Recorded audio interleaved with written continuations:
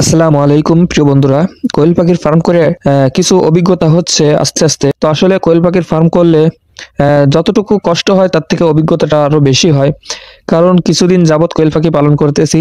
আগে কিছু উঠাইছিলাম, সেগুলো তো বিক্রি করে দিছি, আপনারাও দেখছেন। নতুন করে এইবার আবারও কোয়েল পাখি উঠাইছি। এই কোয়েল পাখিগুলা একটু মনে হচ্ছে কিছু অসুস্থতা, মানে আপনার ঝিমাচ্ছে অথবা একটু পায়খানাটা একটু খারাপ হচ্ছে। এই জন্য আমরা চিন্তা ভাবনা করে দেখলাম যে একটা রোদ দিলে ভালো হবে, পাখিটা খুব পুষ্টল হবে। এই জন্য আজকে সারাদিন ফেলায় আমি বাইরে রোদরে দিলাম, যাতে পাখিটা খুব সুস্থ থাকে। এবং পাখিটা রোদে দেওয়ার পরে আমি যেটা খেয়াল করছি যে পাখিটা যখন আমি এনে রোদে দিচ্ছিলাম, তার থেকে যখন পাখিটা উঠে নিয়ে যাচ্ছিলাম, তখন দেখি পাখিটা খুব তাজা এবং পাখি উড়াউড়ি করতেছে, পুরো পাখিটাই উড়া শিখে গেছে। এরপরে আমি চিন্তা ভাবনা করে দেখলাম আসলে রোদরে দিলে পাখি যে কতটা উপকার হয় সেটা আজ দেখলাম। তো প্রিয় দর্শক, যারা কোয়েল খামারি করতে চান অথবা মুরগির বাচ্চা বাচ্চা পালন করতে চান, তাদের যদি মুরগি অথবা কোয়েল পালন, যে পশু পাখি পালন করেন না কেন, যদি একটু দুর্বল দেখেন, অবশ্যই আমি আমার অভিজ্ঞতা থেকে একটু বলবো যে পাখিগুলো একটু রোদরে দেওয়ার চেষ্টা করবেন।